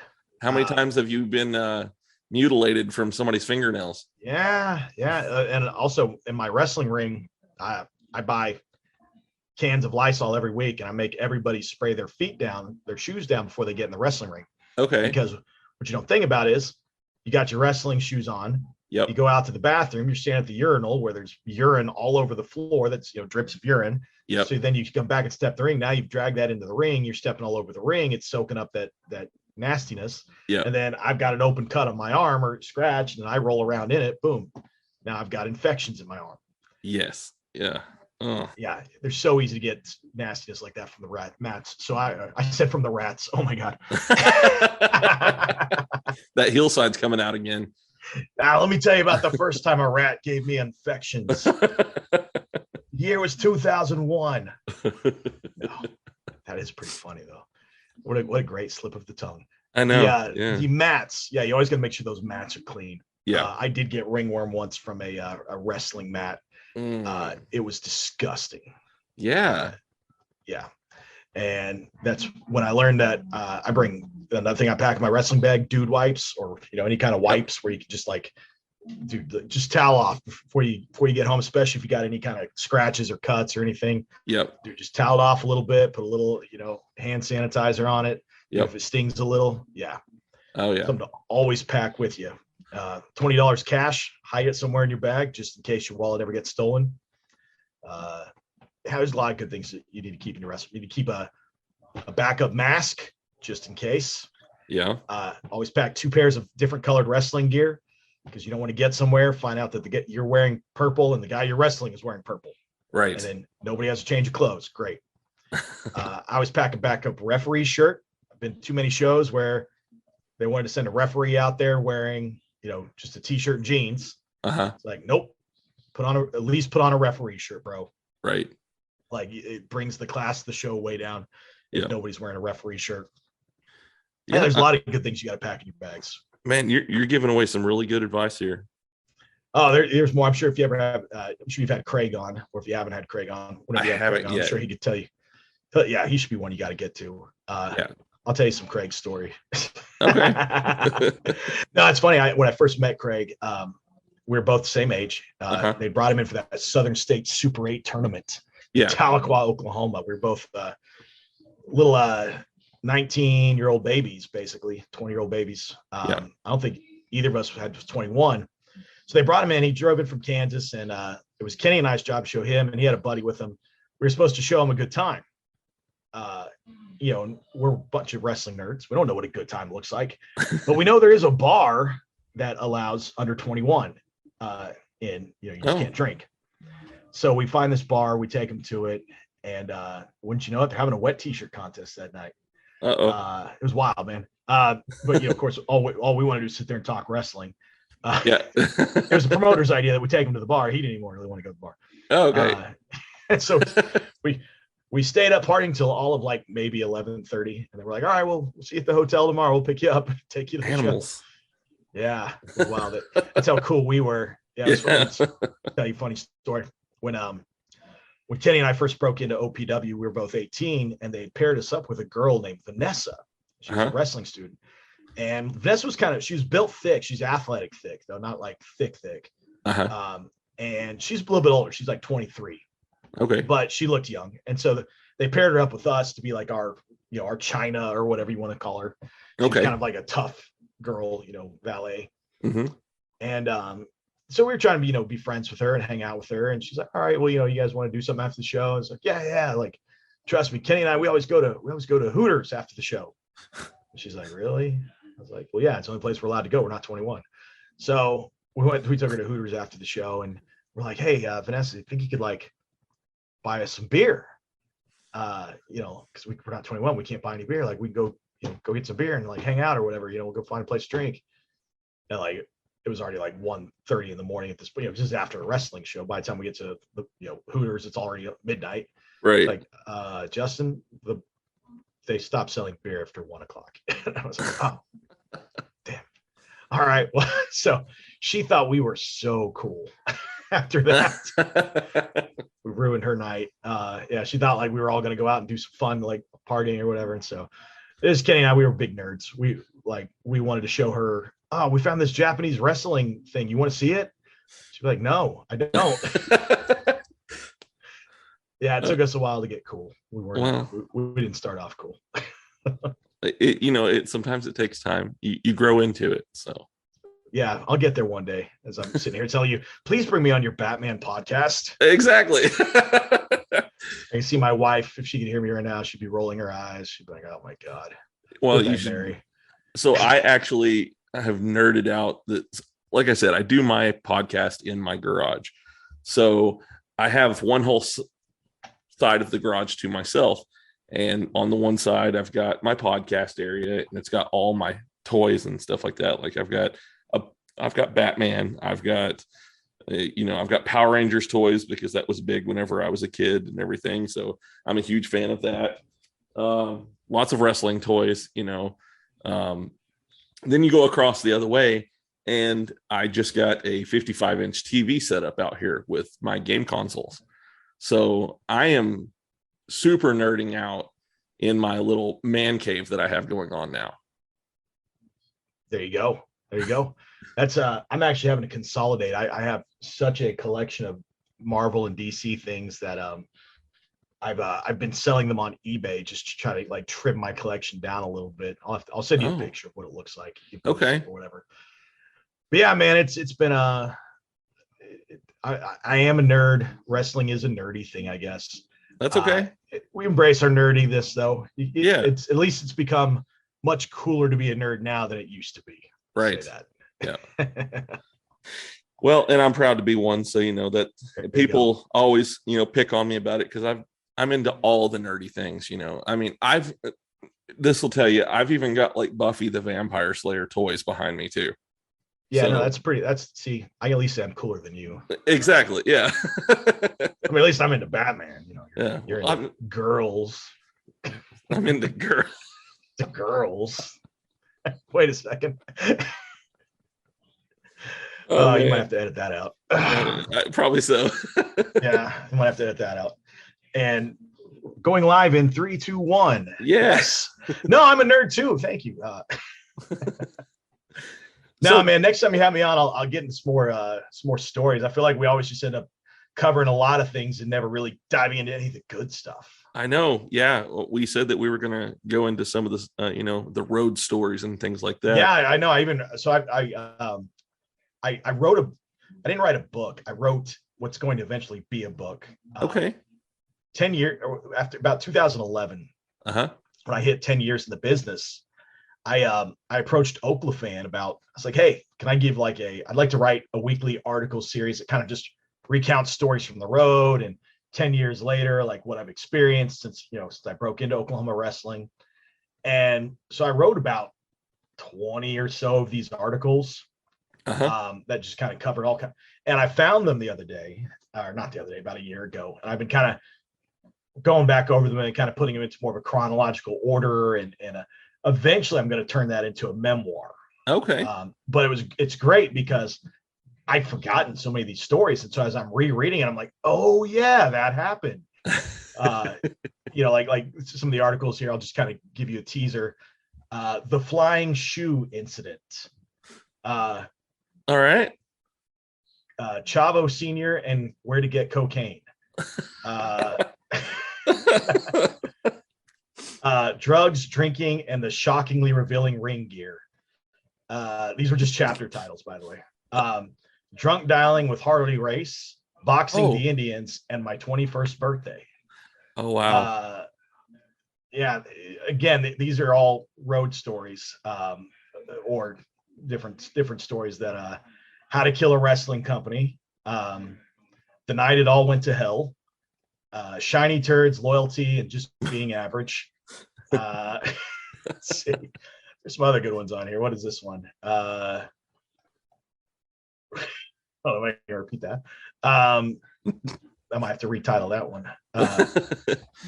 It's not. But yeah, man. Like I said, these are all different stories, and like I said, these are just from the first 10 years. Okay. The night I got a pencil stuck in my head.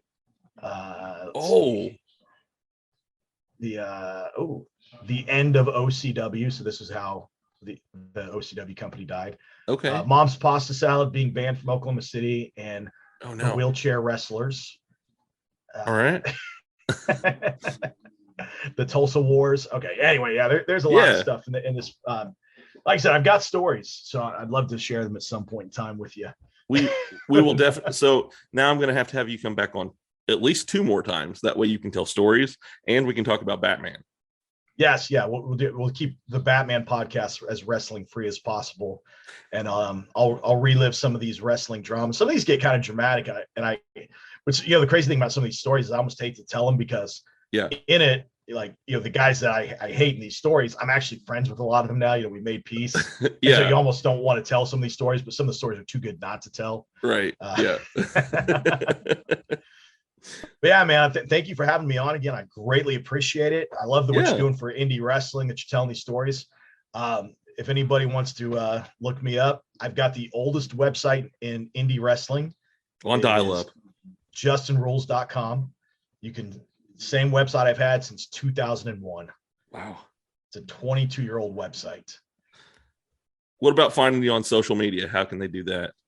Usually you can find me at, Broken Arrow Bad Boy or Unbreakable Bad Boy. I'm on TikTok. I know I'm Broken Arrow Bad Boy. YouTube, I'm Broken Arrow Bad Boy.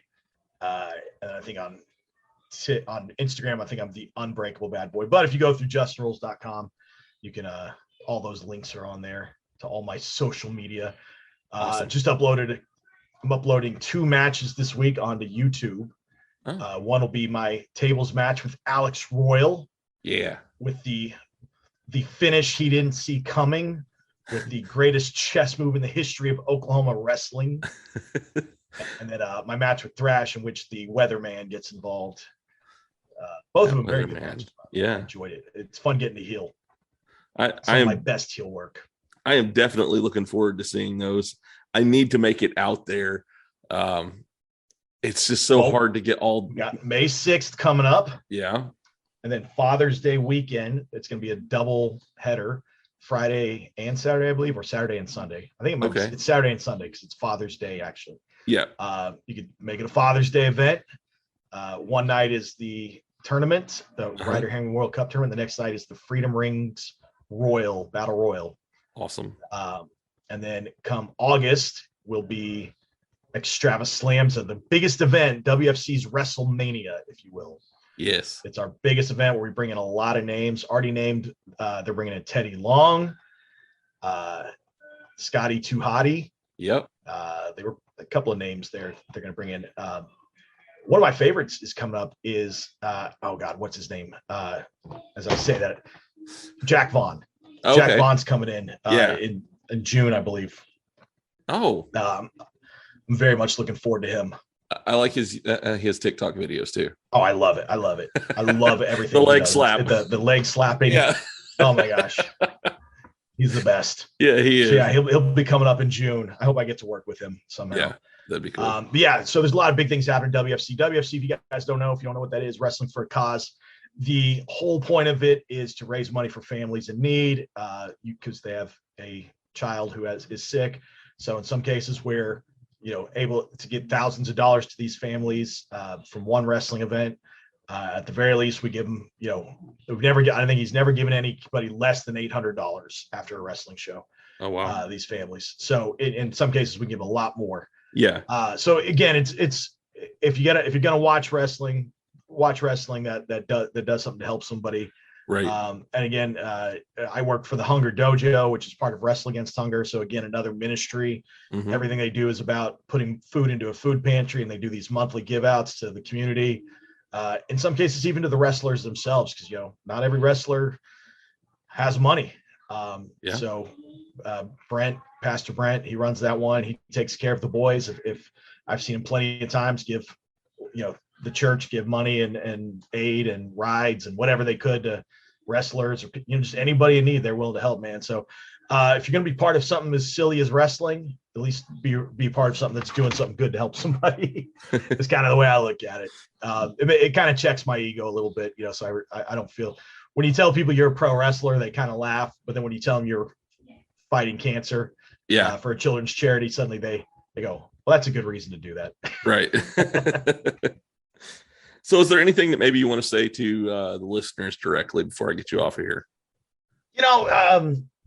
Again, wrestling is a cyclical business. And so the more you support wrestling, the more up it is, the more it helps everybody else out. So of course, be out there, support wrestling, be as big a mark as you want to be.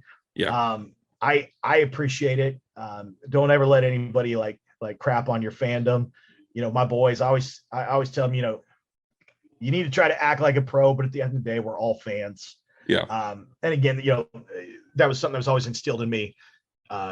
You want to be treated like a pro, you want to be treated like a star, you kind of got to act like a star. You can't, you don't see guys in WWE marking out for each other. You don't see them run around like, oh, that was a great, they'll give each other, they'll talk to each other like coworkers, right? Yeah. And that's what I was telling my guys, if they get nervous, like, I don't know, man, I got to wrestle this name or this, like, hey, he's not a name. He's a coworker tonight. Yep. You know why? He's working the same show you are for the same crowd you're working. That means he's no better than you tonight. Right. He's not if he were better than you, he'd be wrestling in front of 10,000 people out in an arena tonight. He ain't. Yep. He's the same as you tonight. He's just another coworker. You go out there and you just do what you do good. And if you belong, then it's not a problem. Right. If you don't belong, then get out of the business, but don't have this mindset that you don't belong. Again, that's to the boys, I should say. But to the fans, I appreciate all the love and support you guys give us. It is wonderful. And please check out justinrules.com. Buy one of my heel t-shirts. Are you going to come out with the Justin Sucks t-shirts? I need to. Right now, one of my favorites I sell on my website is, it says Spot Monkeys, and it's got like the Ghostbusters crossed out through it, Yeah. I hate spot monkeys. Which spot monkeys a term in wrestling. Look it up. Right. Yeah. Nah, man. But yeah, you better get me back on for that Batman podcast because I got a lot to say about Batman. All right, man. We'll definitely do that. All right. Well, you have a good night. You too. Appreciate it. All right. Yabba dabba doo. This is Cat's Pajamas, aka Cat's PJs, and I'm the host of Cat's Pajamas radio show. Well, what is it that I got at the radio show, you may ask? I've got everything from live interviews with various people from wrestling to bands and musicians and artists collectives. We talk all things conspiracies, scary stories, and fun random music facts. You can check me out on Spotify at Cat's Pajamas Radio Show. Got a really killer playlist for all of you as well. Or you can find me on Instagram, Cat's Pajamas 123. So I hope y'all go ahead and give that a listen. And a special thanks to If You Give a Dot a Podcast for putting me on. Much love. Appreciate it.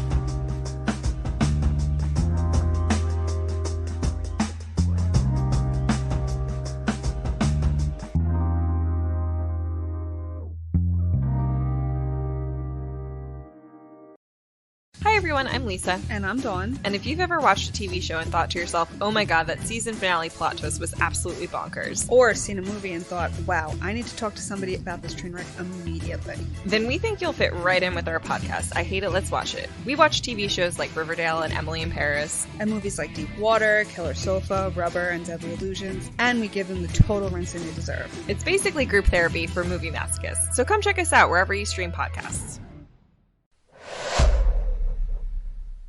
All right, everybody. I hope that you enjoyed that episode with Justin Lee. I really enjoyed talking to him, and we probably talked for another 30, 45 minutes after we got done recording the episode. So I really enjoyed speaking with him again, and hopefully I will get to see him wrestle again here pretty soon. So next week I will be having on somebody that's a little different than what I've had before on this show. They talk about men's health, and especially men who have been active in the past and they've gotten out of it. And he helps them get back on that path to being healthy and exercising and things like that. His name is Charlie Cates. He has a book, he has a podcast, he has all kinds of stuff, and we will get into that next week whenever he is on the show. I hope that you guys enjoy hearing that. He has some really good information, and I'm ready to be able to spread that information to you guys to hear. If you guys want to follow me online, you can do so by going to any of the social media websites and just looking up If You Give a Data Podcast. I'm on Facebook, I'm on Instagram, I am on Twitter, I'm on Hive, I'm on TikTok, I'm on Snapchat. You can find me on any of those. Just go and look me up. I will also have my Linktree in my show notes that will have links to all of those different places, as well as all the places that you can find this podcast. If you want to send me an email, it will also be linked on there as well. Or you can just send it to giveadatapodcast@gmail.com. I look forward to hearing from you guys. I want to know what you guys think. If you like the episode, if you don't, whatever it is. If you just want to say hi, I would love to say hi back to you. You know, if you have somebody that you want me to bring on the show, let me know, and I will try to get them on the show. I've had somebody that's been requested by about 3 or 4 people, and I have since been able to secure a date to get them interviewed on the show. So you'll be hearing about that here very soon in the near future. I believe that it's at the end of next month is when they will be on. When it gets closer, I will announce who it is. And I'm very excited about the things that are going on this show. Send me an email. Send me a message. I try to respond to everybody that I can on my social media and on my email as well. Since you're listening to this episode, can you go out and do me a favor? Go and rate and review this episode. I get all kinds of people that listen to it. And all I want you to do is just go up there, give me a thumbs up, give me a thumbs down, give me a star review, whatever it is. Tell me what you think of the show. Go out, rate and review it, and tell me what you think.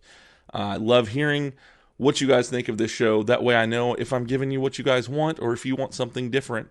That's your chance to tell me, hey, I'd like to hear something different, you know. If you think my show sucks, let me know. So I want to give a shout out to, I am part of 2 podcast networks now. You all know that I'm part of the OIW Podcast Network. You hear the thing at the end about the OIW Podcast Network. And now at the beginning, you hear the Avenue Podcast Network.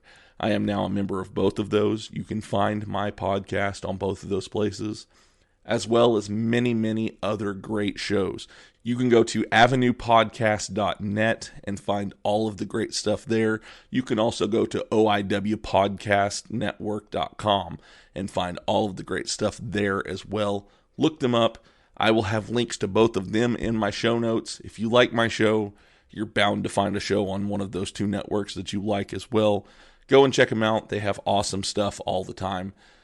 Also, I want to give a shout out to D-Cure for creating my ending theme song for me.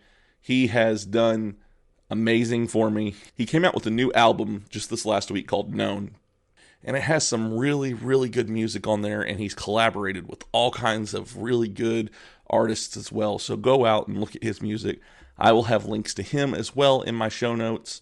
Also, go out and check out Cups and Teas by Stasha. It is my wife's side hustle. She is the one who is going to be making all of my t-shirts and my cups and stickers and things like that. So if you want some merch, go out and look up Cups and Teas by Stasha, and that is spelled Stasha. So go out and look up that stuff. I will have a link to her Linktree as well in my show notes. I've got some great stuff coming up. I am very excited for you guys to hear these episodes that are coming up, and I hope that you enjoy what you're hearing, and I hope that you stay along for the ride. I love you guys. I hope that you have a wonderful week, and I will see you next time. Bye.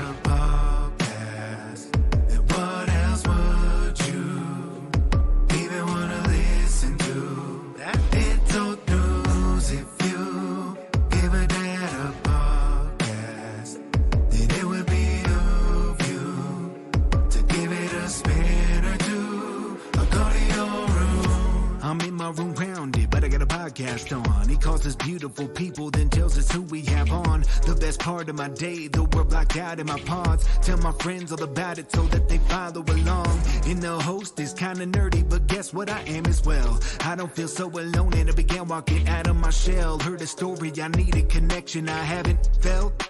I'll be looking for the next one, till then farewell. It's the podcast for me. Have it on, better go see. Listen closely, download and tune in remotely. It's the podcast for me. Have it on, better go see. And listen closely, download and tune in remotely. This podcast is part of the OIW Podcasting Network.